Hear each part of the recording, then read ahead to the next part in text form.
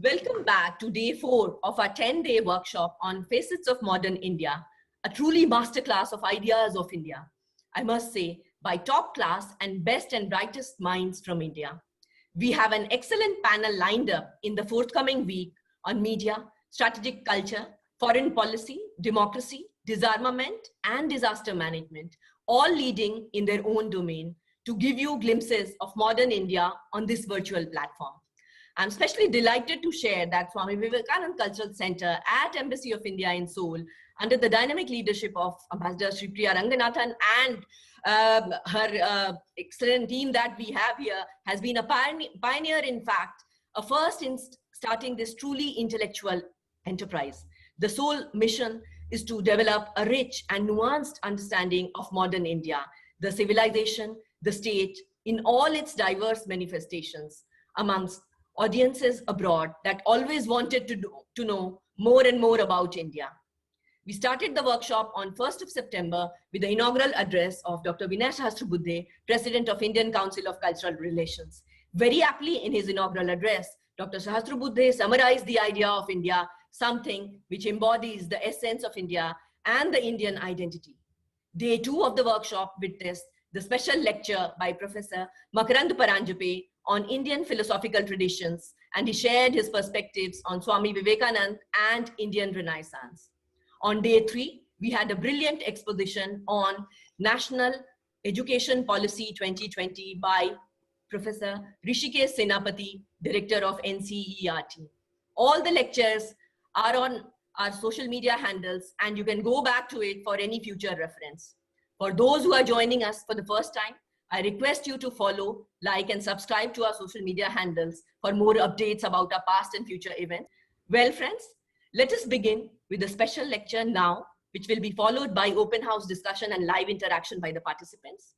I'm extremely honored to have amongst us Ambassador Mohan Kumar, Chairman of Research and Information System for Developing Countries, a leading think tank, who is joining us live from here today from New Delhi, along with the presence of Her Excellency Sri Priya Ranganathan, Ambassador of India to Republic of Korea, for today's special lecture on Indian economy in transition. With these words, let me call upon Ambassador Sri Priya Ranganathan for her opening remarks. Over to you, ma'am. Thank you so much, Sonu. Can I also just add my very few brief words of welcome to Ambassador Mohan Kumar, who is a known expert in India on international trade issues, and who is, of course, at the moment occupying the post of one of the most, the head of one of the most prestigious think tanks in the country. Ambassador Mohan Kumar is someone I have known for many decades now, and I think over the years he has built up kind of an amazing record in the ministry for the kind of deep experience and knowledge that he has built up, particularly in erstwhile GATT and WTO matters. I think I have always benefited personally from hearing him speak not only on trade issues, but also about India's economic policies, some of the things that we are doing now. Ambassador Mohan Kumar has never shied away from speaking his mind. So I'm looking forward to a very lively and insightful review of India's economy in transition, which is the theme of his lecture today. So it's really going to be such a pleasure hearing you talk. Thank you so much. Thank you, ma'am, for your remarks. We now move over to the invited speaker for today, Ambassador Mohan Kumar, who is the chairman of Research of Information System for Developing Countries, a leading New Delhi-based think tank which engages in policy research relating to trade, technology, investment, development, connectivity, and South-South cooperation. Ambassador Kumar has had an outstanding career in the Indian Foreign Service, lasting 36 years, which culminated in his posting as India's ambassador to France and to the Kingdom of Bahrain. He has enormous expertise in the area of international trade and multilateral negotiations. He was India's lead negotiator, first at GATT and then at the WTO, in crucial areas such as intellectual property rights, services, dispute settlement, and environment. He has served on multiple GATT WTO panels relating to dispute settlement. Ambassador Kumar holds MBA degree from the Faculty of Management Studies, University of Delhi, and a PhD from Sciences Po, Paris. He is also a professor of diplomatic practice at Jindal School of International Affairs, Sonipat. He is the rare example of a bridge between theory and practice of diplomacy, bringing his years of solid diplomatic experience to theorization of diplomacy in contemporary debates. Let us hear to your special lecture, sir, on Indian economy in transition and perspectives on the trajectory of India's economic development and growth model. We would also like to hear your take on, if possible, on Atmanirbhar Bharat, the new wave of ideas emanating on India's economic trajectory in the years ahead. It is a personal pleasure and delight to welcome you once again and look forward to your insights. Over to you, sir. Thank you very much, Sonu ji, for that very, very generous and kind introduction. I want to thank Ambassador Sripriya Ranganathan, who, by the way, I still remember. I just remember now, Sripriya, I met you when you were Undersecretary, Ministry of Commerce.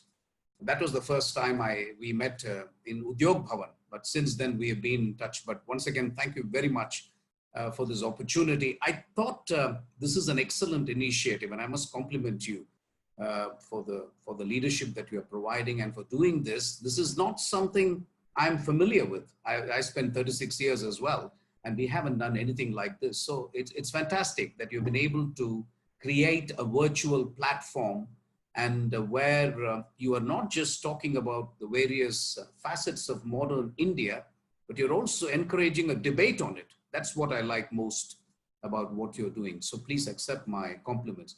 I'll jump straight to the topic. I'll spend 40 minutes talking to you, hopefully not talking at you, and then we will have a question and answer session. As the title of this talk demonstrates, we are talking about the transition that Indian economy is making. And the question is, transition from what to what else? That's the first question. And I'd like to begin by saying, and it's obviously arguable, that we are trying to make this transition in India from a developing economy to a leading economy or an emerging economy. I prefer to call it a leading economy. So that is the transition that we haven't made yet, but that we are hopeful of making or confident of making. So what does this entail?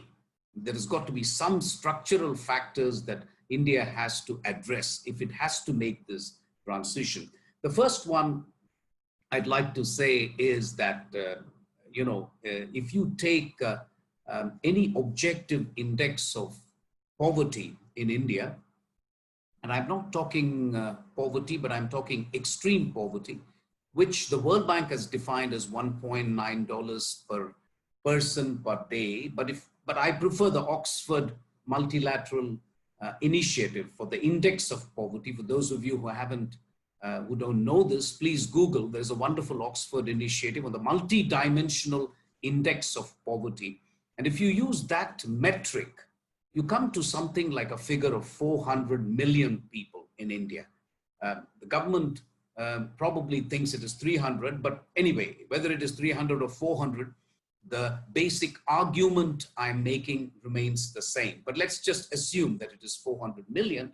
So the first contention that I want to make is that with 400 million people living in extreme poverty, it constricts India's inclination to be a leading power, to play an important role.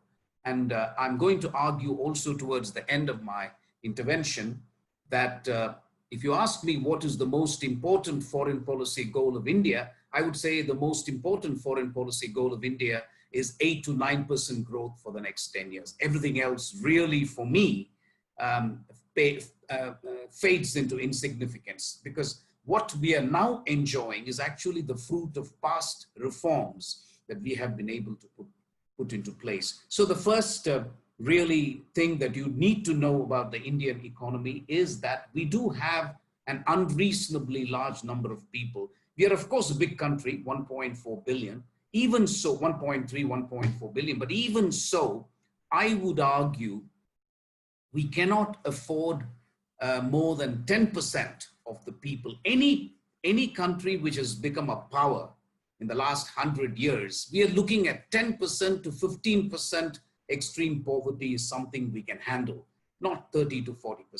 That becomes too much. So that's the first point I want to make. That brings me to something that the international audience must know, which is the Mahatma Gandhi litmus test, which no democratically elected government in India can afford to ignore, which is, if you are thinking of opening up your economy, if you're thinking of tough decisions to take for reforming the country, if you're thinking of signing an FTA like RCEP, etc., you have to make sure that the decision you take does not leave this 400 million worse off than before.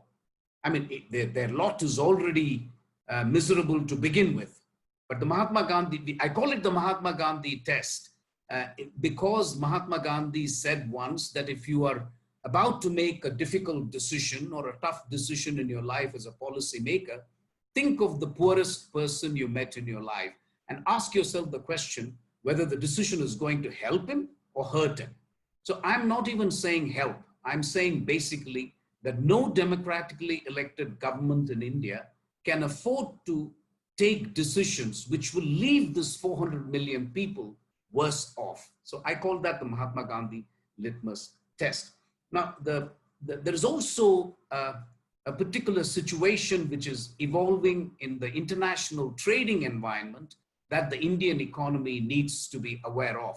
And the Indian economy is not the economy of 30, 40 years back. We have a 40 to 45% of India's GDP, which involves foreign trade, exports and imports. So we are no longer the economy of 1980, where we depended almost exclusively on the domestic market. So the international trading environment is extremely critical for India's own economic performance. And what is happening in the international trading environment is some cause for worry, because you've got a triple crisis looming. One is the fact that the WTO faces an existential crisis. The dispute settlement functions of the WTO have ground to a halt. No further negotiations are taking place except for one multilateral agreement on fisheries. And generally speaking, the MFN clause, or the principle which is fundamental to the multilateral trading system, I would argue is being honored more in breach than in observance. So that is the first crisis that faces the international trading environment. The second problem that the international trading environment has at this point is obviously the friction that we are seeing between the first most important economy in the world and the second one, which is US-China. The US-China trade friction is not going to leave others unaffected. It is going to have an impact, and it can create opportunities for some countries, but it will also create various kind of stress factors that the Indian economy will have to cope with, not just India, but everybody else. So that is the second crisis that I think we have. The third one, in my view, is also that we have a situation where COVID, which is a black swan event, which led to lockdowns everywhere. And of course, in India, we had quite a draconian lockdown, actually, which lasted a couple of months, more than a couple of months. That has pretty much taken us back to ground zero. So it's as if we're all starting from scratch, not just India, but I think a whole lot of economies, the major economies, have been very badly affected. We can get into a discussion of how some countries have been affected more than others, but the fact is, this is something the Indian economy is not immune to, because it's an international factor. And finally, the trend that I see in the international trade, and that is also going to impact India's economy, is that it seems to me in the post-COVID era, trade will be geostrategic, reciprocal, and preferential.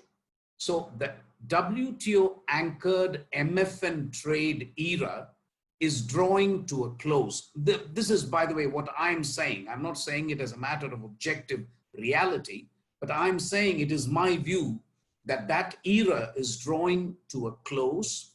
And what we are going to see in the future, and I can see evidence of it, trade, technology, investment will happen on a non-MFN, preferential, reciprocal, and a geostrategic basis. So it will not just be on the basis of dollars and cents as it has been so far. Now, with those changes in mind, what does India do? So the one thing that India has to do is, I don't think we can get away from free trade agreements. We have, interestingly, all of India's FTAs lie to the east of India. We don't have a single FTA to the west. All our FTAs are to the east. We have one with ROK, obviously, which is a very privileged trading and investment partner. We have obviously an FTA with Japan. We have an FTA with ASEAN, which we are in the process of reviewing. So we have FTAs to the east of India, but we do not have FTAs to the west.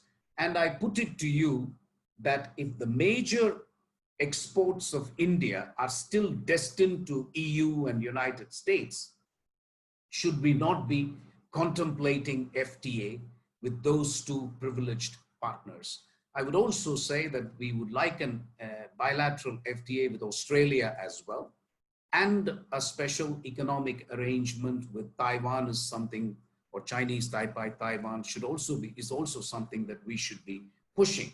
So if I can, since I have painted a somewhat mixed picture of the international economic environment, let me also begin by explaining to this motley audience, there are people from all over the world, so this audience, as to what the objectives of India's economic diplomacy are. After all, if you want your economy to go from a developing to a leading one, you also need to be clear about the fundamental objectives of India's economic diplomacy. So what are those objectives? I will begin by saying, which I said a little bit earlier, that 45% of our GDP is foreign trade. So it goes without saying that one of India's fundamental objectives has to be that external markets are required to be open for our goods and services. I underline services because sometimes there is a tendency just to look at merchandise exports and imports. And it is well known that we still have some distance to go in India before our manufacturing becomes competitive. But we are a services superpower, actually. So we need services exports as well, in addition to merchandise exports. And it's extremely important for India to keep foreign markets open, or to price them open if we can, for our exports of goods and services, particularly since that is something that is going to increase over time. The government of India has set itself an objective to make India a 5 trillion economy as soon as circumstances permit. We are now 2.8, so it will effectively mean a doubling of our foreign trade and our domestic market. So that is something that we need to keep in mind. Secondly, it's well known that we are a capital deficit country, so we need FDI, especially from privileged partners like ROK. It's absolutely vital that India gets foreign direct investment. I have some good news on that front. The Prime Minister spoke yesterday at a strategic forum aimed at the United States, and it's come as a pleasant surprise to all of us that in the year ending 2019-20, in India, as you know, we go from 1st of April to 31st of March. So 2019-2020 period, we actually got FDI, which is 20% more than what it was the previous year, at a time when global FDI declined by 1%. So that's pretty good news. Even for this quarter, and I'm talking about not April, May, June, not January, February, March, but April, May, June. So with the onset of COVID, we have got $20 billion as investment from Google, Amazon, and so on. So the good news for India's economy is, I'll also come to the bad news, but the good news, it seems to us, is that the foreign direct investment and India being one of the most attractive destinations worldwide, that has not taken a big setback thanks to COVID. Because as I will conclude towards the end of my speech, I will say that fundamental macroeconomic fundamentals and factors like demography, demand, democracy have not changed. COVID or no COVID, those things remain. So that has meant that FDI has not been very badly affected. And that's excellent news for India because as I said, we need a lot of FDI. Third, we need improvements in infrastructure and especially health infrastructure. And one of the things that will happen after, in the post-COVID era, will be that public health will become as important as national security, in my view.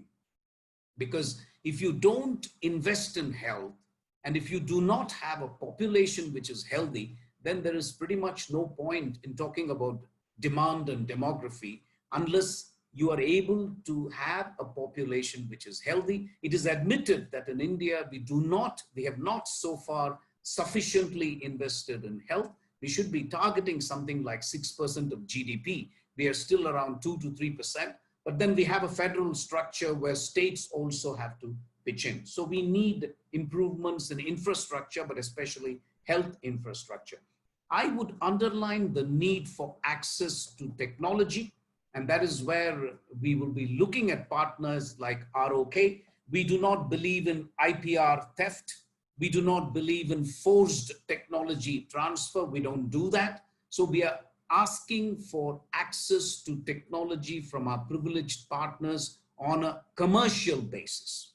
We don't want it as a gift. We really want to buy the latest technology available, and that is something that countries like ROK can help us.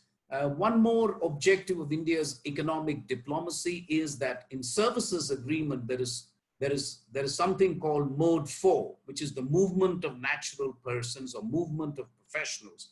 We are not suggesting that we will export nurses and plumbers and carpenters and masons from India.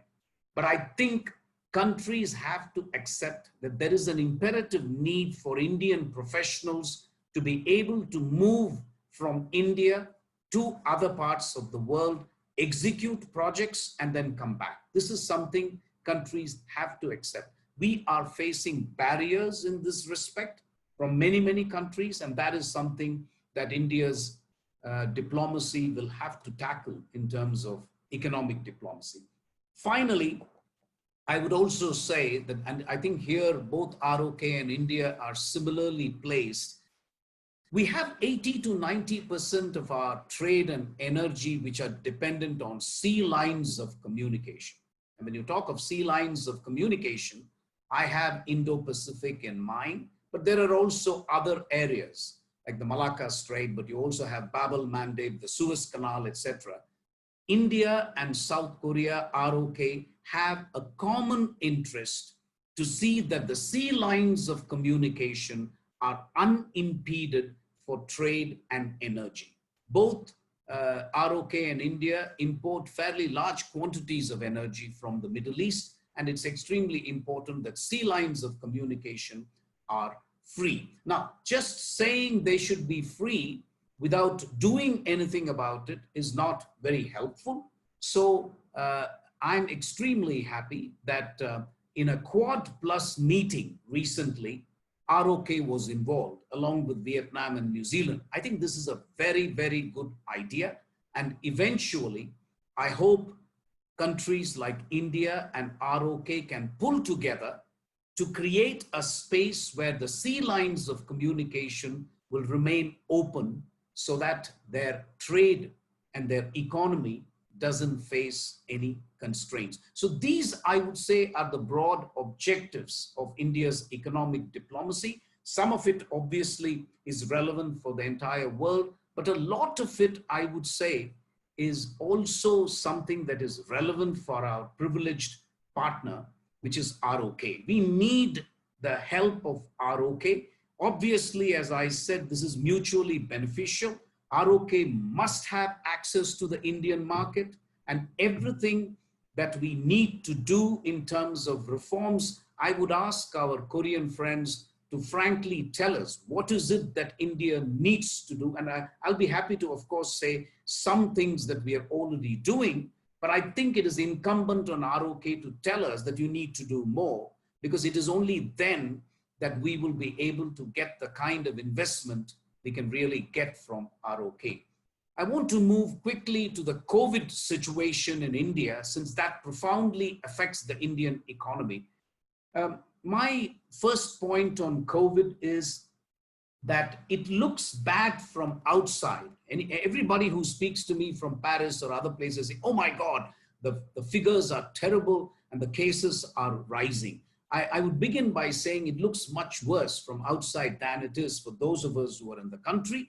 I think the Prime Minister again said yesterday, I can do no better than quote him by saying that while the numbers are rising, which means we haven't peaked clearly, what is heartening is the rate of fatalities, which is very, very low, and by world standards, of course, and the recovery rate is rising almost on a weekly basis. So that, I think, is good news. In any case, my sense, and it's only my sense, I must clarify that, my personal view is we have taken a decision to put COVID behind us. I don't think we are going to allow the COVID to fundamentally obstruct or impede economic efforts. So I think we are really now going to put COVID behind us and get on with the task of economic management, get on with the task of achieving as high GDP as possible. So the good news again is, the bad news of course is that the economy has contracted the last quarter by 23%, and almost no major economy has contracted by such a large percentage. The good news is the World Bank says next year we should be again back to 6% GDP growth rate. So that is really good news, because that would mean, and I don't know how many of you are following the economist version of whether a recovery will be V or W or U, but it seems to me if this assessment by World Bank is correct, I think India may be headed towards a V-shaped recovery. Indeed, there is some evidence of green shoots. There is one index which almost everybody uses as a good rule of thumb, which is the Purchasing Managers Index. That's a very, very good index to follow no matter which economy you're looking at. And for India, the good news is in the month of August, the Purchasing Managers Index was 52. And for those of you who know the technical aspects of this, anything above 50 of the Purchasing Managers Index essentially means your economy has started growing. So that's very good news for India. So I can see green shoots. I believe the World Bank's assessment that we can do 6% next year. And if that is the case, I think it's better to look forward and not bother too much about what might have been done, what could have been done, what should have been done.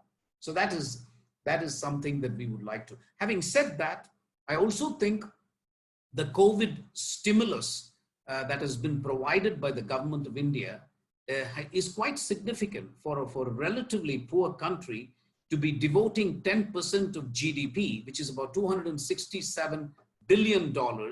That is the COVID stimulus that we have been able to provide, including for 800 million people, cereals for 8 months, 300 million farmers, direct cash transfers, women, self-employed women, we've been able to write off loans. So a whole lot of things that we have been able to do. And mind you, we have to do this in a country like India because we don't have a social safety net in India. We don't have a social compact. So it is important for the government to step in and make sure the vulnerable people are not really, really badly affected by the COVID. Okay, so I want to devote some time to the concept of a self-reliant India, or a Atmanirbhar as we say in Hindi, but I'll just say self-reliant since the audience is international. I want to begin perhaps by disabusing people of the notion that a self-reliant India will somehow go back to the 1980s, the license Raj, where governments will, give licenses for you to operate and so on. I mean, and clearly, I think the Prime Minister has been at pains to point out that that is not the kind of self-reliance we are talking about. But then, post-COVID, you can't blame any country if suddenly you find that your dependence for pharmaceutical products, for masks, for essential medicines is not based on resilient, trustworthy supply chains. So in areas like health, in areas like defense in India, for example, the attempt will be to try and achieve a degree of self-sufficiency. So that's something that we will do. In fact, yesterday, I think the Prime Minister was at his articulate best by saying that Atmanirbharta must actually mean that India must not remain passive. India should not be a passive market, but should be actually a manufacturing hub as part of the global value chain. I don't think I can put it any better. So I just wanted to clarify to our Korean friends and others that self-reliance has a particular connotation in the post-COVID context. It is not going back to the license Raj, as we say in India. So that is something that I wanted to make clear. In terms of global supply chains, again, I see potential for cooperation between ROK and India. The resilient supply chains seems to be the slogan or the flavor of the moment. The question is not whether you have a supply chain. The question is, can you have a supply chain that is resilient and trustworthy? And I strongly believe that, again, ROK and India can actually help. ROK in particular can help us constitute these resilient supply chains. And that is something that we will be happy to work with ROK for. I also want to appeal to our friends in ROK to help us with the fourth industrial revolution. You've made enormous progress on 5G. We know Samsung, we know what it can do. I think we've gone out of our way to welcome Samsung.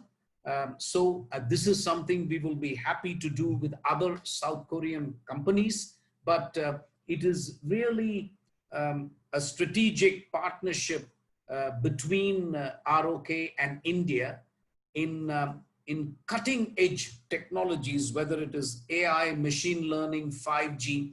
I think it's high time we had, I'm not aware, and maybe the ambassador can respond once I finish. I don't know if there is a technology, high-tech dialogue that is happening between ROK and India. I would push for it. Maybe it's already happening, but purely a high-tech or a fourth IR dialogue. This need not be mixed up with things like, normal merchandise exports or even FTA-related concerns. We need, and I think we have one with the United States, if I'm not mistaken, but that is something that we need desperately with ROK, given the kind of strengths that you have. Let me also say that some reforms that we are doing in India may be of interest to our Korean friends. Comprehensive labor reforms have just been initiated.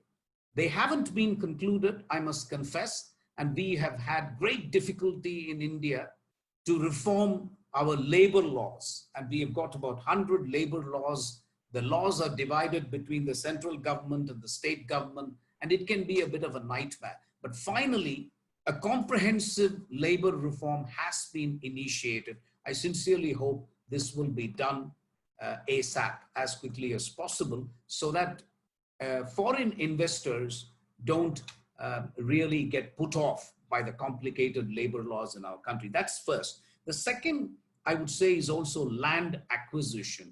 I understand the government of India has already located land, and that is the right way to do it. That's what Vietnam and others have done.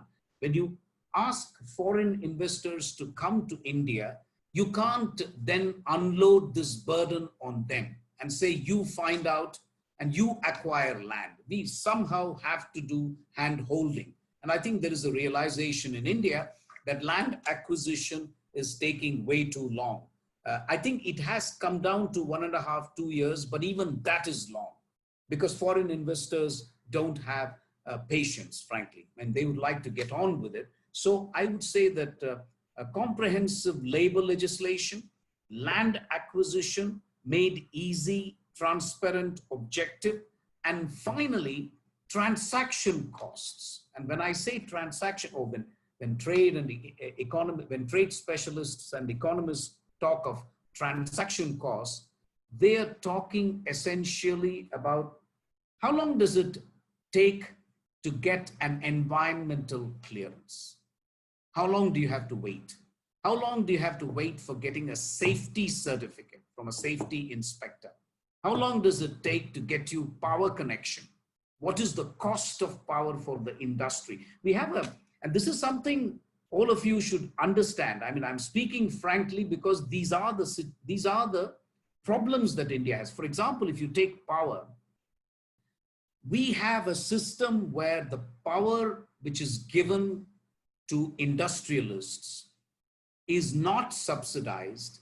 And in fact, the cost is much higher because we subsidize the power to our farmers. So this is a very pernicious system we have where we ask our own industrialists, of course, but also foreign investors to pay more for power so that our farmers can get cheaper power, or sometimes they don't pay at all. Similarly, freight, it's the same thing. Your freight in India for industrial movement is higher because you have to cross-subsidize the passenger freight. And we think that the railways for passengers is a very, very important public good, and that needs to be subsidized. So some of these important decisions have to be made, but I want to take you back to the Mahatma Gandhi litmus test again. You know, what is it? Who uses the railways? The people who depend on railways are people who don't have the money either to own a car or to take a flight. So frankly, the way we look at public transport is very different from the way it is done. In fact, in France, for example, I know France. So in France, for example, the air ticket sometimes can be more, the train ticket can be sometimes more expensive than the air ticket, especially if you're going by Ryanair and so on.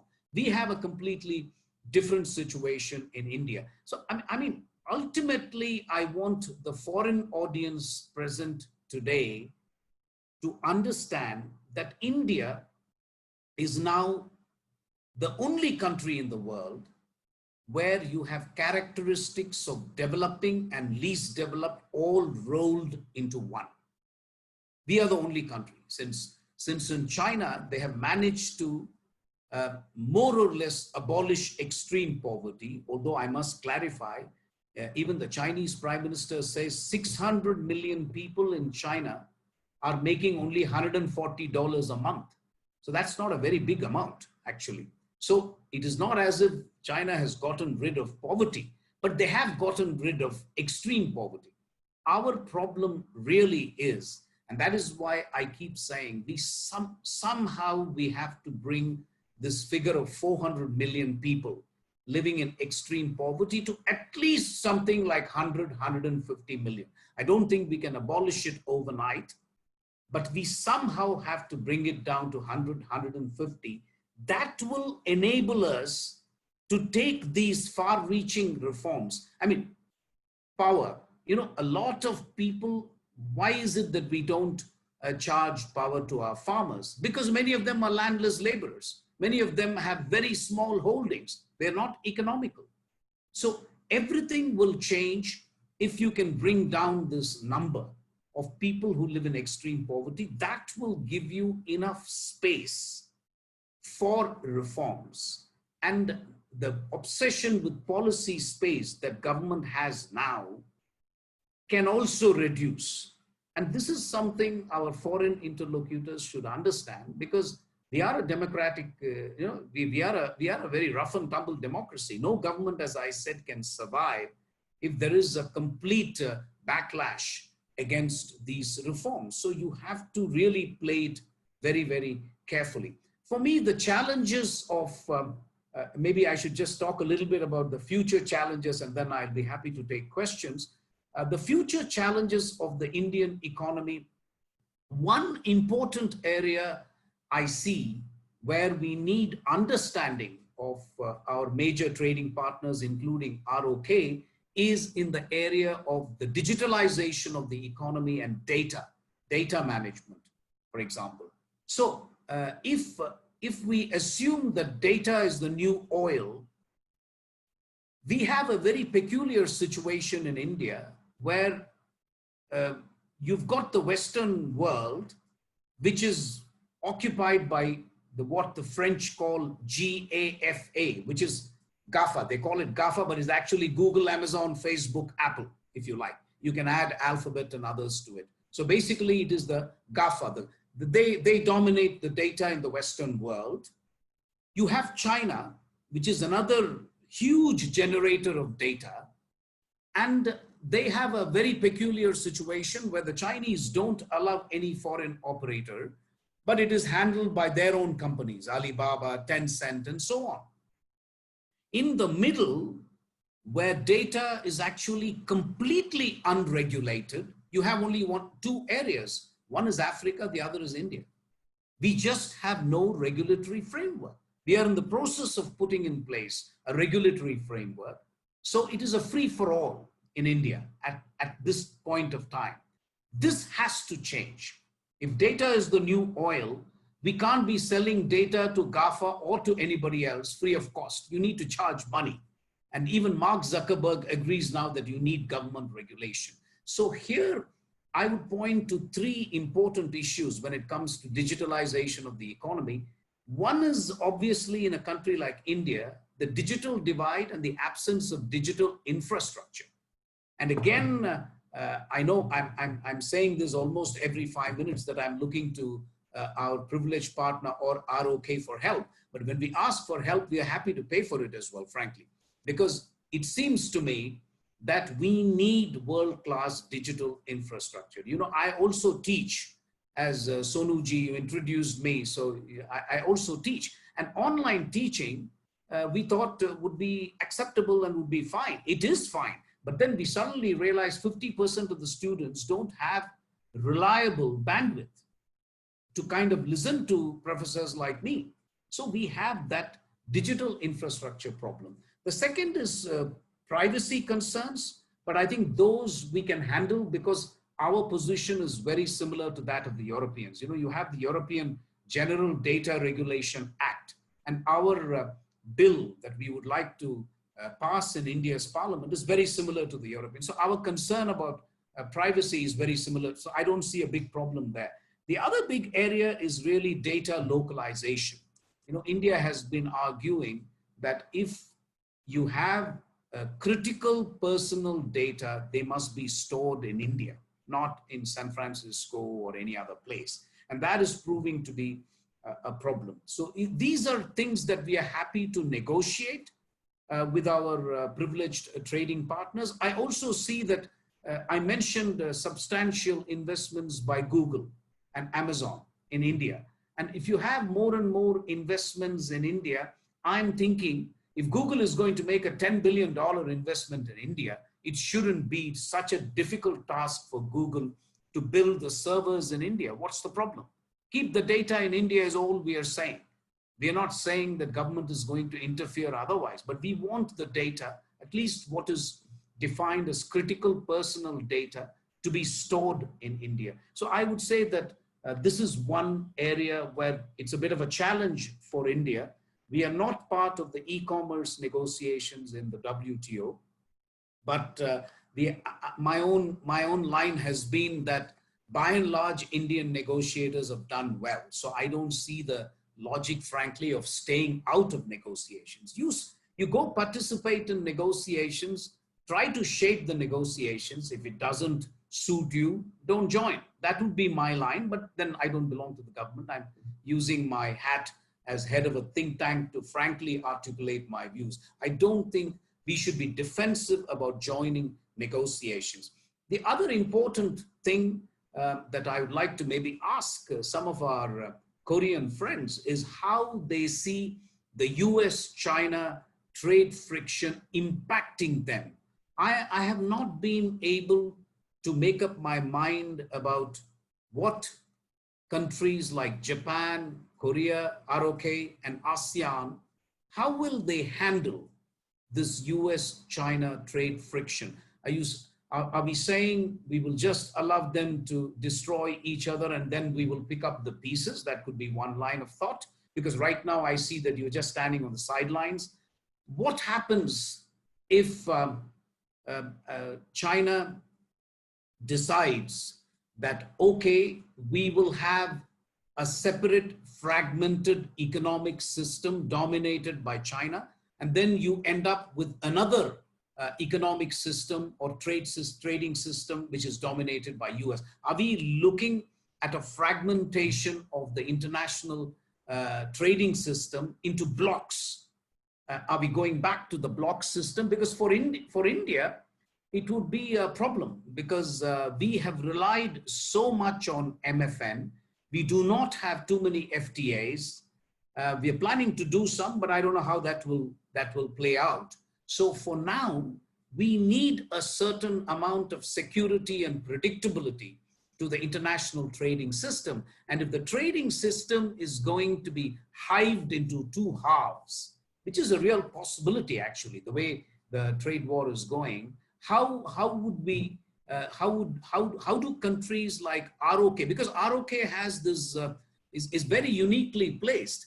They have very deep links of trade with China, but they also have a free trade agreement with the United States, which is huge and which is of great importance. So it'll be interesting for me to know from our Korean interlocutors how you see this hedging, if you like. It is strategic hedging, and you're hedging between two powers, but do you think this can work? Or do you think you'll be forced to make a choice at some point? I mean, I can already see some decisions on 5G. That gives me an idea about how countries are going to approach this fragmentation. The question of Huawei and 5G, and if different countries, in fact, I was asking some of my colleagues in my think tank to make a chart and see how many countries have hedged on this question of 5G, starting from Singapore, Australia. India, of course, is nowhere near. We've just allowed trials, so we haven't made up our minds on 5G. Singapore's decision is interesting. UK obviously has reversed its decision. All this, if you read the tea leaves on the basis of Huawei and 5G, it tells me, and I hope I'm wrong, but it tells me we are heading towards a fragmentation where there will be two blocks. Now, this will give rise to its own complications where decisions will have to be taken on the basis of trust. We will go back to trust. We will go back to common values. Are you going to have a union of democracies? So we will have to see how this is handled. And you know that we have a difficult situation on the border with China, which I'll be honest is leaving its imprint on bilateral trade. I will be naive or I'll be dishonest if I said it's not making any difference to trade. It is. But I can see something else, which is the way the 5G Huawei issue is playing out also tells you that technology in the future is not going to be exclusively on economic grounds. You're going to increasingly see people making these decisions on strategic considerations. It reminds me of this old saying that trade is too important a matter to be left to the commerce ministries of countries. I mean, this is something, of course, foreign service officers love saying this for obvious reasons. But I think there is an element of truth to it, actually, because you can't really now say that because many countries in the East, I don't want to name them, but many countries in the East did have best of both the worlds. You had a security umbrella given to you by the United States and the West, and you were able to exploit your manufacturing competitiveness and do trade with China. You did have best of both the worlds. There is no doubt about it. Now, the question I ask you is, maybe it will last, maybe it won't, but what is the preparation that countries need to do in order to face this situation? I will conclude by saying that India is hopeful on many of these things. We realize that we are not competitive in manufacturing, but therefore we will make those deep-seated reforms.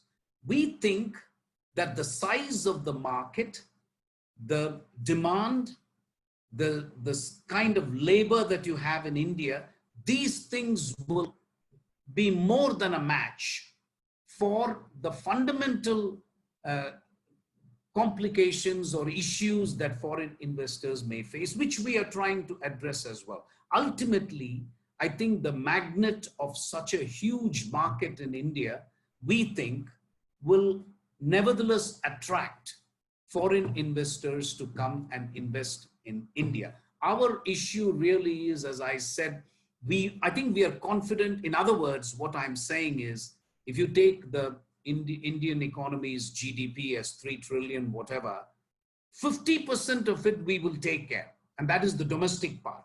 I think that will continue to be the case. I mean, that is only going to get better and better. For us, it is the other 50%. Of course, I'm saying this very approximately because it could be 55-45, but let's say 50-50. The domestic market in India is a given. Because age is on our side, we are not an aging society. We still have 65% of the people who are below 25 years of age. So their consumption alone of all these things will drive India's economy.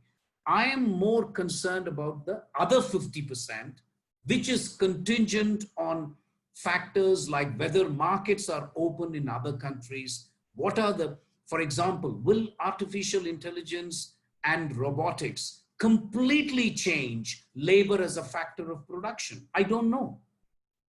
I just don't know the extent to which it will happen. It may happen in countries where there is a labor shortage. That will not bother me. But if that is going to be the norm, then that is a problem for a country like India, because the impact of that on labor will be huge and it will have profound social ramifications in India. So I'm really talking about the 50% which is dependent on the external factors, the world economy, the global economy, the WTO, and so on. So let me stop here.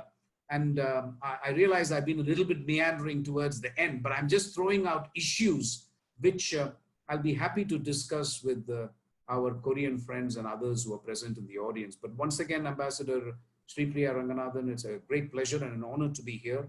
And thank you very much for this opportunity. Thank you. Thank you, Ambassador Mohan Kumar, for your fascinating lecture and giving us an overview of the Indian economy, the policy prescriptions, reforms in sectors like labor law and land reforms, and the challenges of the Indian growth model, and your exposition of Atmanirbhar Bharat as well.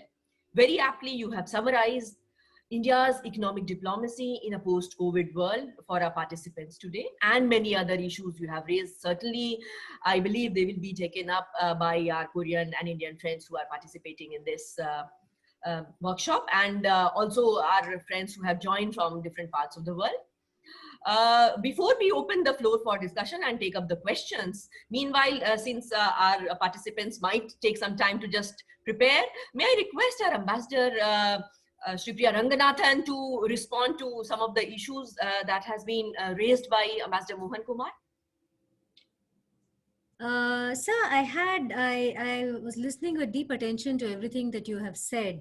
I have a couple of points that I would just like to flag, more from the perspective of, in a way, emphasizing the obvious. And this is a couple of what I regard as axioms of the India-Korea relationship.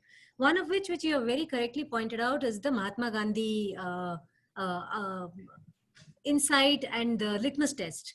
Now, in a way, that is what we have adopted for ourselves in what we seek to achieve in this relationship. When we have said that we want to have a special strategic partnership which aims to create a people-centric partnership for peace, prosperity, and the future. So I think that is, in a way, epitomizing what you have said in terms of what is it that we as democratic governments looking out for the best for our people should be doing in whatever we do, in whatever frame of reference we might have. This is what we need to keep in our minds at all times. Sir, two more elements that I would like to, in a way, it's putting the cat amongst the pigeons, but I wanted you to give us your thoughts on this. Korea, as you know, has developed itself, and the entire economy is based on its being an export-led economy. Everything that is going, which has happened to transform this country from where it was in the 1970s to where it is today, is because they were one of the export tigers. Now, in the situation that we are in today in India, and you partially addressed that when you said that self-reliant India does not translate into licensed Raj India. But I can sense the kind of anxiety from in the Korean minds when they try to place this focus on exports, which is what has been the basis for their economic growth, against our focus, our current focus on economic growth, but with a very solid sentiment of, we're not just going to be importing, we want you to make in India. And I can see that there is a little bit of ambivalence, a little bit of doubt about how this is all going to pan out. I know what I have been telling them, but I would really appreciate your insights into what we mean on this. One answer to a question that you asked, are we talking on bilateral terms on the technology front? Yes, we are, both on the military and on the civilian side. I won't say that the discussions have so far been resulted in anything very concrete, but that's so far. I think in the field of science and technology, a few years is a very short time. But I can tell you that they are talking to each other, and there is a lot of scientific exchanges, not just from the government levels, but the individual researchers and scientists are doing a lot of collaborations. The other thing that I wanted to again mention as being something which is a fact which we in India appreciate, but something which perhaps is less well known in Korean circles, is that our approach to foreign direct investment has always been to give a completely level playing field to a foreign investor after they have entered India. So a foreign company that manufactures in India does not get any differential treatment than a homegrown Indian firm does. And I think there are a lot of other big markets, a lot of other big economies which do not offer this incentive. So I just thought that it was a point that is worth emphasizing. And the last aspect that I wanted to emphasize, or rather ask you to dwell upon a little bit more, which you have not done so far. You did speak about FTAs and so on, but you have not spoken about RCEP, and I know that is something which our Korean friends are very curious about, and I think we would really appreciate your thoughts on that as well. Thank you so much. Thank you, Sri Priya. Those are excellent questions, and I'm glad you intervened when you did. On export tiger, and my sense, and again, I must underline to all of your viewers that I don't belong to the government. It gives me so much more liberty after retirement to speak my mind. But I say so, I speak sincerely. That's the only thing I can claim, really. So the export tiger and the strategy followed by South Korea, I think ROK and other countries will need to change their strategy. And the strategy, I think they've already probably realized that. And one of the things that I see is Samsung setting up shop in India. Otherwise you could have easily exported from Vietnam, from Seoul, wherever. Why would you, then set up shop in India? So I think if accessing the market means that you need to make strategic investments in the country, that is the way forward. I dare say that is going to be the case more and more. This business of an unhindered movement of goods only on the basis of customs duty and technical barriers to trade, I'm afraid it's a thing of the past, frankly.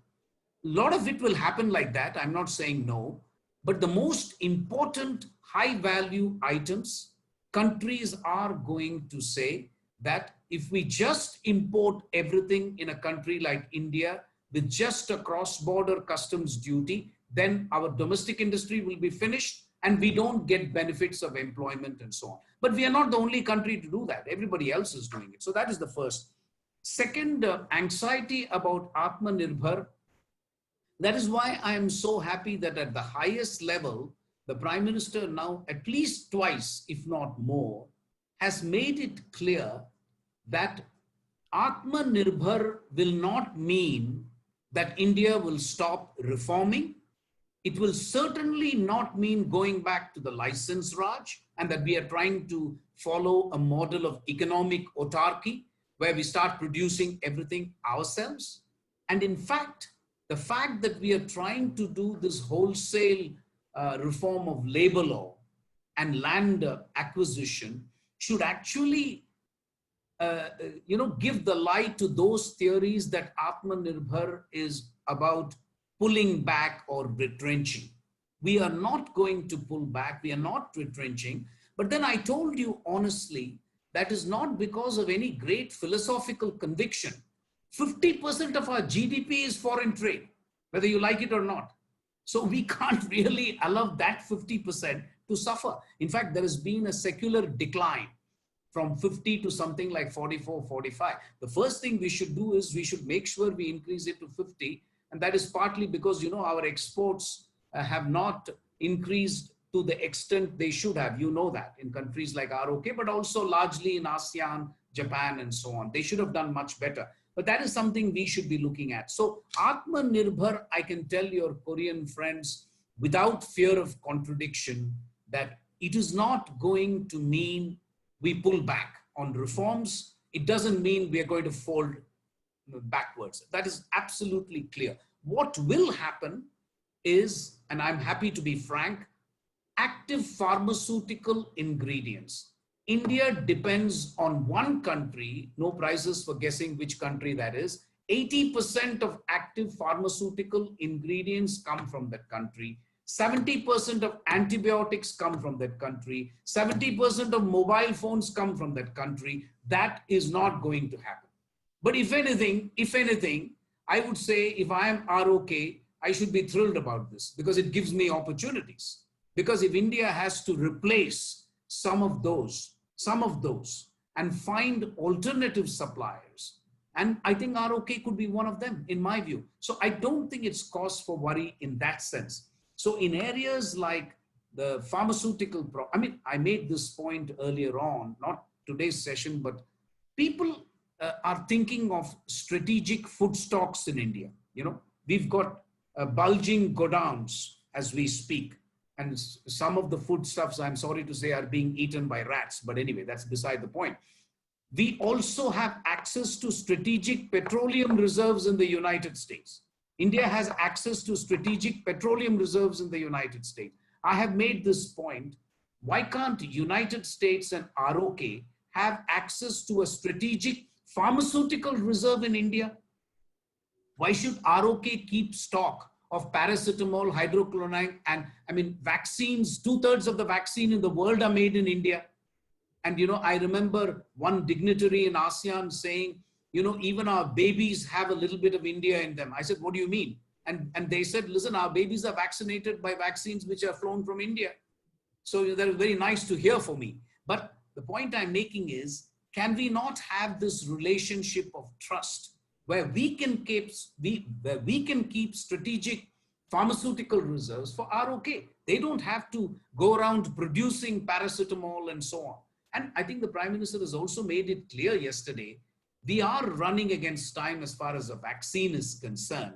And if there is a vaccine that is developed in India, obviously, just as we shared paracetamol and hydrochlorine tablets, etc., we will be happy to share the vaccine, especially with our friends like ROK. So that, I think, is really the perspective from which you should be looking at. High-tech dialogue, I'm happy that you say that there is a dialogue. One of the things, again, I don't want to reinvent the wheel, and maybe you are doing it already, but I think we need to have a very clear idea of what we want from ROK when it comes to high-tech. Our laundry list should be clear first. I don't think they can get a lot from us, but we should be happy to have a very clear laundry list, which we can then give to our ROK friends, who can then consider how much of it they can meet. That's all I meant, really. FDI, you're right.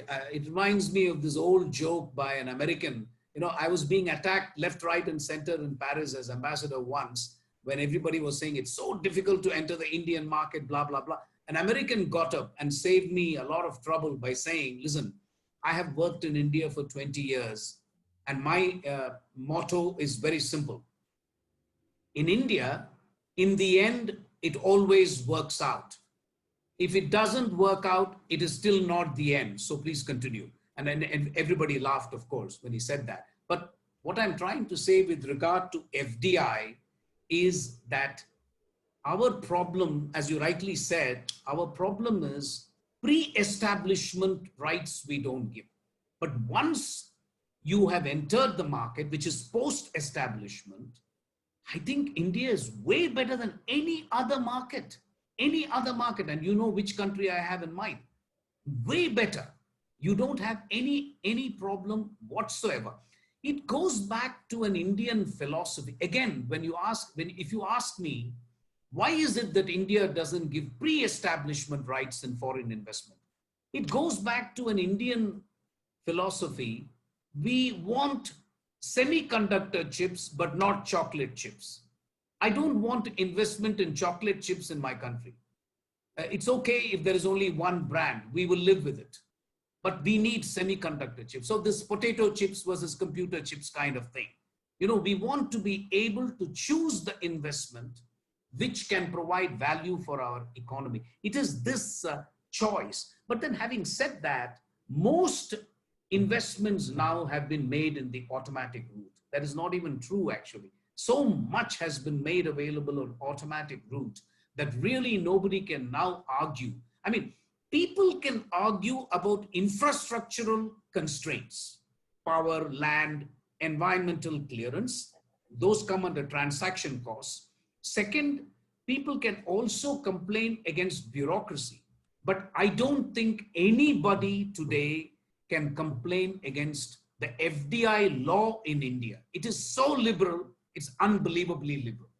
I think what you have to really look at is some of the other infrastructural constraints, which I think the government is doing its best to address. Now for your very, very tough question on RCEP. I have to be honest because you kind of put me on the mat, and I wouldn't want to mislead our ROK friends. Again, I with all the caveats, I don't belong to the government. I only head a think tank, and I'm only saying this is my personal assessment. My assessment, and I think I've said this somewhere, I think the RCEP ship has sailed for India, frankly. That is my personal view. Now, where we were not able to get satisfaction is vis-a-vis China. We wanted differential tariffs. We didn't want the same tariffs for everybody. We wanted differential tariffs. And we did not get satisfaction from China. I have no problem in saying that, frankly. Second, rules of origin. I mean, even without RCEP, in an ASEAN review of FTA, India-ASEAN FTA review, one of the things we are going to tell ASEAN is a lot of Chinese goods are coming through ASEAN. That is what we are going to say. That is one of the big bones of contention. So I think for us, it appeared that if we had gone ahead with this, COVID plus domestic policy concerns plus Mahatma Gandhi test. I mean, look at dairy milk. You know, all the milk farmers were up in arms. They said, don't do RCEP, we'll be finished. So I'm being honest, you know, all this is publicly available. The impact on farmers, the impact on milk producers. So a combination, I would say, of Mahatma Gandhi test plus China concern led us. Now, the one thing I do feel bad, again, I'm sticking my neck out since you put me on the mat. I really believe we should have said this to them much earlier, because there, I think these RCEP partners have a point. You have negotiated with them for 18 or 20 rounds, whatever it is. I don't remember the exact number.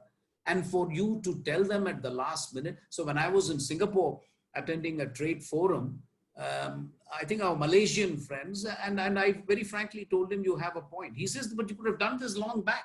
We wouldn't have wasted time. You wouldn't have wasted time. That may be a valid argument. I must be honest with myself. And we should be honest with ourselves. But then the circumstances were changed so much, and we somehow went on hoping against hope that we will get those concessions, which never came through. We also have a problem when we approach FTAs to the East about regulatory obstacles. I mean, it is one of those odd things about India. India is good in the services area, but in the services area, you need visas for your engineers and others to go and deliver. You are good at pharmaceutical products, but pharmaceutical products are not exported like shoes, ladies' handbags, and watches. Pharmaceutical products need regulatory approval. So whatever India exports, it appears to me, there are some regulatory approvals which take forever in countries of the East. It is very, very difficult. I mean, I have tried arguing, if there is a pharmaceutical product which has been approved by the United States Drug Agency, and we all know how difficult they are and how difficult it is to get approvals, you still have to go through the same procedure in the East. You have to apply again, wait 6 months, 8 months, and all this for a generic drug, which has already been approved in the United States and Europe. It's not as if countries in the East have higher standards than US and Europe. Nobody believes that. And yet it takes 6 to 8 months. So we have genuine issues, and I hope these can be resolved through dialogue, obviously. But thank you for those questions. Thank you. Thank you, Ambassador Mohan Kumar, for your response. And now we have some questions, as has been written in the chat box, as well as we have some of the hands also raised. But let me take one of the questions from one of our Korean friends. She has a question, Miss Song. She writes, what Ambassador Kumar has raised has a lot of truth in it. Big Korean companies have made great inroads in the Indian market. India definitely is an attractive market given the population and the market size. But what when it comes to SMEs? They claim to have faced with lots of difficulties in making business in India from legal infrastructure, administrative and cultural reasons. How much truth do you see it in this claim? How do you think India can facilitate investment and business by SMEs interested in the Indian market? So this is one question. And Ambassador Kumar, if you permit us, we can just collect a couple of questions. Please. This was from one of our Korean friends. Meanwhile, I see some of the hands raised. Miss Deepal Mehta. Yeah. Chahin sir, I am Deepal Mehta. I work with the Ministry of Culture, Arts and Tourism at the Korean government. And I'm a representative of India for the culture and arts. I would like to ask you, sir, actually, I had faced some problems here. It's like the top entertainment companies want to enter the Indian markets, but they think that it's not happening. And some of those also think that India is not a good market for having business hubs. Like they do not understand the language, or there is a cultural barrier or something. So that is what I face, that it is a huge problem for the Korean companies that they are facing to enter the Indian markets. Thank you. Thank you, Ms. Mehta. And now, can I invite Ms. Larissa? So I'm a scholar on Japan from Russia, but I also spent several years in China. So my question is like this. Your lecture was very interesting, Ambassador Kumar. Thank you very much. And I have made some notes, for example, about the Mahatma Gandhi test. It is a very interesting concept. And I would like to ask you this question. Do you think that democracy will remain an absolute value in India? And Russia actually, until maybe recently, claimed that it would always follow the road of democracy, but it seems to have abandoned it. And that China also considered more opening up, but they also seem to have abandoned it. And personally, this is my personal opinion, I find it quite unfortunate. And so far, I like what I'm hearing about the values promoted by India. But do you think that you will be able to stick to it? Thank you very much. Sorry, Larissa, what is the question? Do you think? So do you think that democracy will remain an absolute value in India? Do you think that it will stick to the Mahatma Gandhi test? Because democracy and Mahatma Gandhi test, they are linked, right? Okay. Thank you. Well, Ambassador Kumar, you can just respond to these 3 questions and then we will take second round. Yes, please. Yeah. Okay, so the first by a Korean friend about SMEs, small and medium enterprises. I remember a similar argument which I faced in France. And finally, the conclusion was that one way in which a small, medium-sized company can confront the Indian market is by picking a region, not picking the country as a whole. We are a continent-sized country. So if a small and medium enterprise is thinking of exporting to India, it's very difficult. I think you should pick either the southern Indian market, the west, the east, the northeast, the northern Hindi belt market. That's the only way to approach the Indian market. You will have to break the Indian market, and there are people who will do it for you. The other request or suggestion I have to the Korean lady who asked me about SMEs, please approach Invest India. Our ambassador will be able to give you the details. I have had very good experience with Invest India. They do a lot of hand holding. French companies have benefited enormously by contacting Invest India. Normally, they have an officer for each country. So you must find out who's dealing with ROK, and all the SMEs are more than welcome to contact Invest India. I have found them very, very efficient. So that would be my recommendation. Second, to Ms. Mehta, who's asking about FDI possibilities in India and so on. Look, I'm not saying we are perfect, okay? So I already said that there are some problem areas, but please understand, we are now getting more foreign investment than China, more, not less. So there must be some inherent attractiveness about the Indian market. So if you're a small and medium-sized company, yes, you are likely to face some obstacles, but I already responded to it. Please contact Invest India through the embassy. You'll be able to get a lot of hand holding. But otherwise, language issue, I'm surprised you're saying this, because I'm not saying everybody speaks perfect English in India, but if you do have a smattering of English, you should be able to get by. At least those companies and those bureaucrats whom you want to contact, they should be able to talk to you in English. About the cultural barriers, well, we need to have a separate session on it. There is what I have heard by way of a joke is that Hindi is perhaps the only language in which yesterday, today, and tomorrow you have the same word. So sometimes you may have a problem when it comes to somebody saying we will get it done by tomorrow. That may be an issue. But I must again impress on Ms. Deepal Mehta that things have changed quite a bit in India actually. Foreign direct investment is a very sought after commodity in India. There is now instruction to all bureaucrats and all companies that listen. This is something the country needs. So please try again. I'm very sure your experience will be very different. I don't know when your experience was about the problems that you face, but I think pick a region that you are comfortable with. As I said, don't do it for the whole country. Pick a region, and in the region, for example, Gujarat, you would have no problem in Gujarat because by definition, they're all traders in Gujarat. They all want to do business. Similarly, the South or the West. So I think you could pick areas which suit your personality and your interest, okay? So our Russian friend, Larissa, right? So it's a very interesting question about this possible juxtaposition between democracy and Mahatma Gandhi test. In India, I don't see a problem because it's very interesting you asked that question.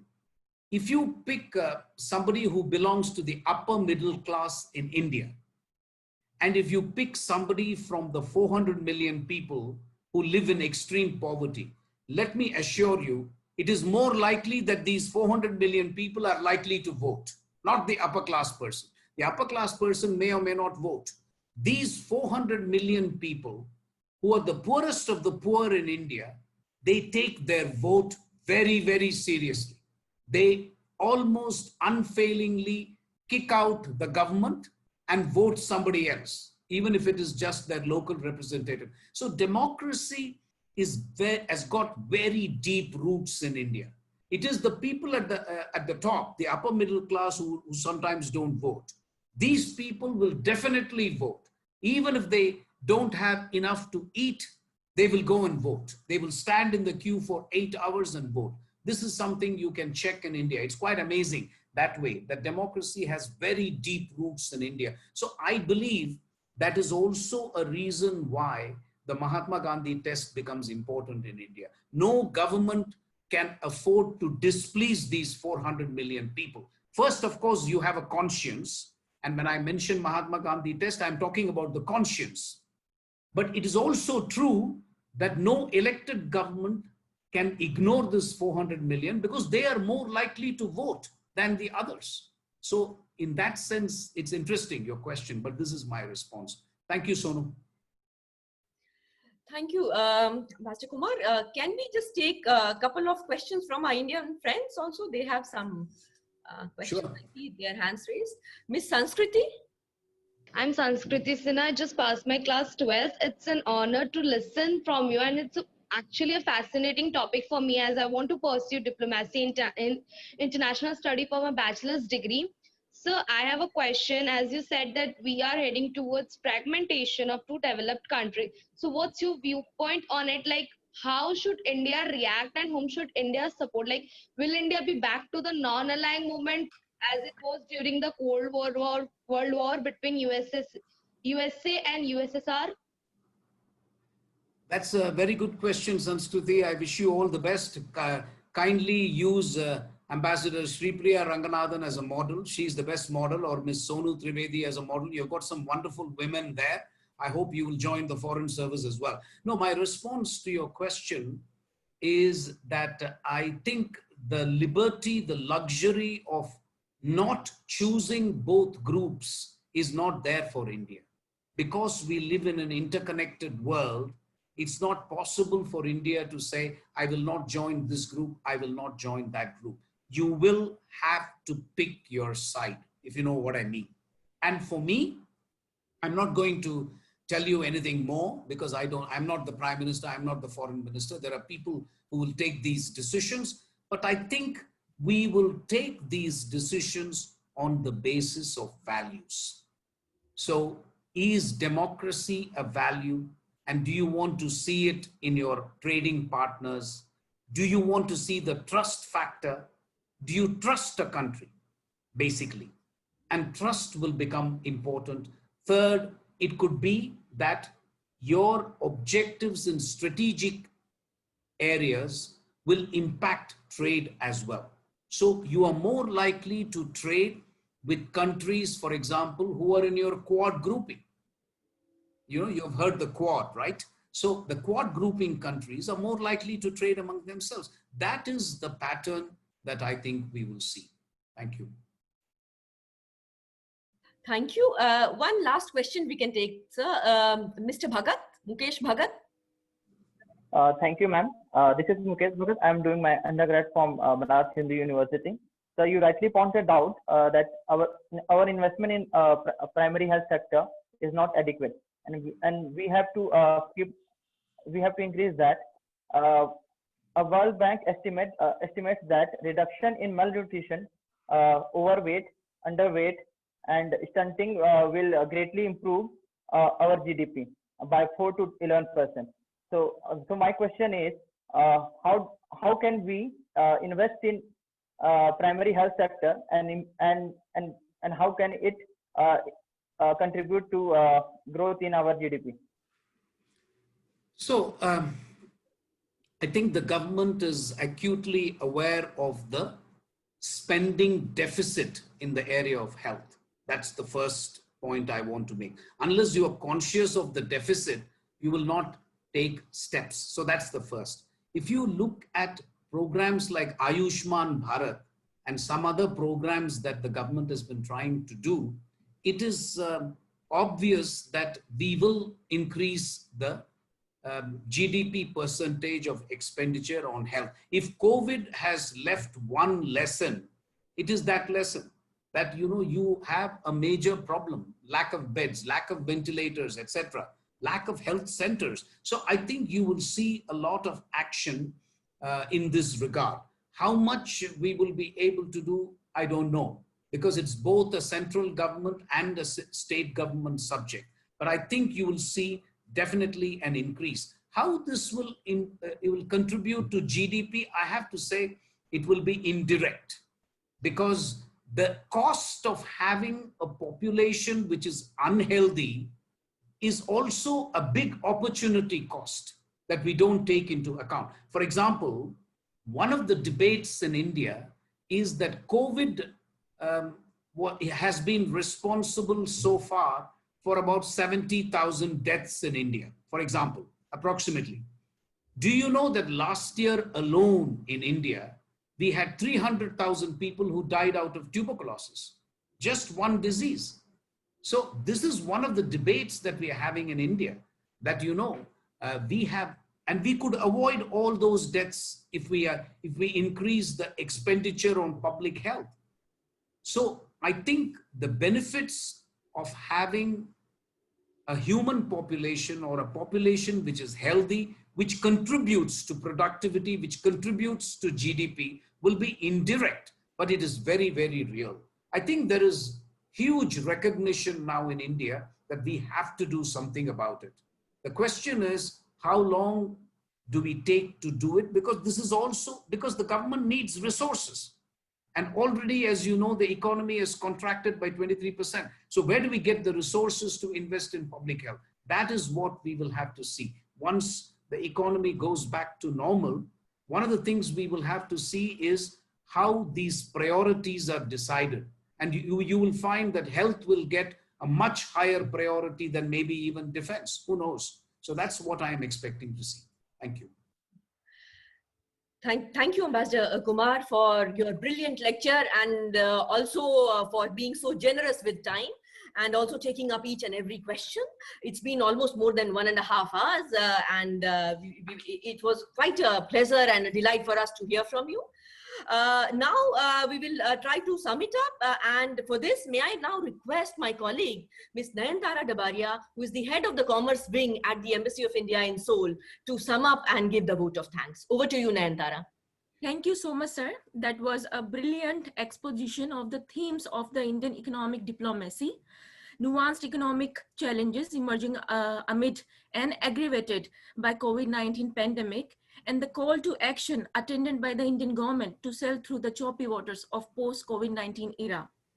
To summarize, Ambassador Mohan has briefly outlined the context of 3 crises in which Indian economic diplomacy is working.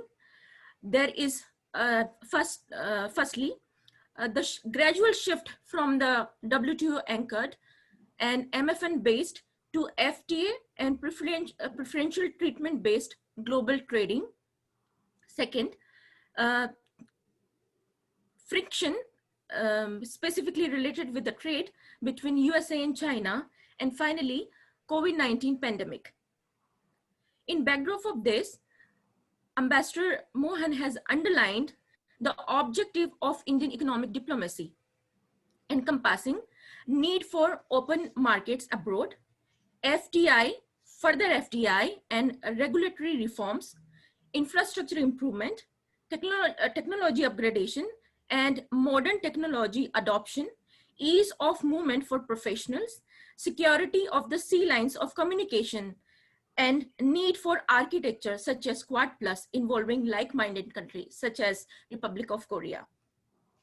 Ambassador Mohan also dealt with measures taken by Indian government to prevent and mitigate COVID-19 pandemic.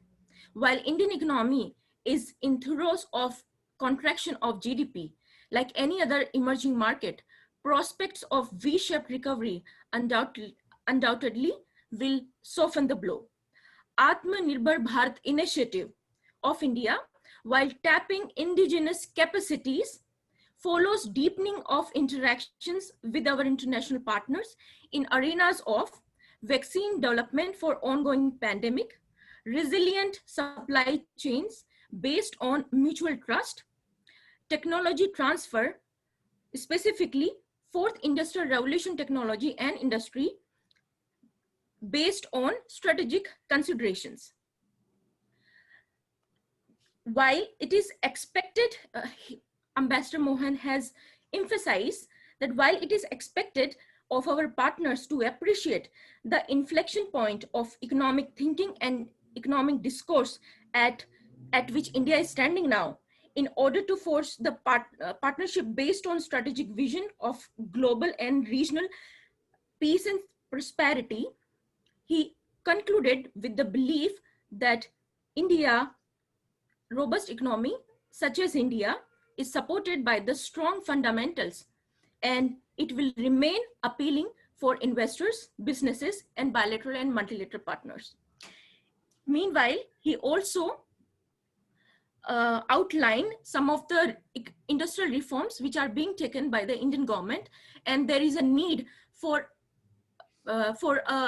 to bring in democratic ethos in those industrial reforms, namely labor, land acquisition reforms, basic utility rates, logistic codes, etc. Then there was a contextualized debate about what is being done in the digital economy era.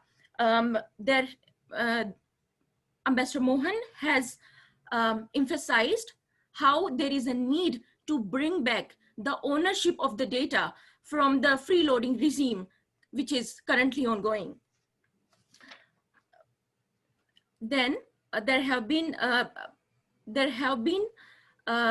was interaction between the Ambassador Mohan and Ambassador Shripriya Ranganathan about few of the sector. Namely, the important one was the RCEP and what is the position of India on RCEP, why India has taken the stand of moving away from the ongoing RCEP negotiations.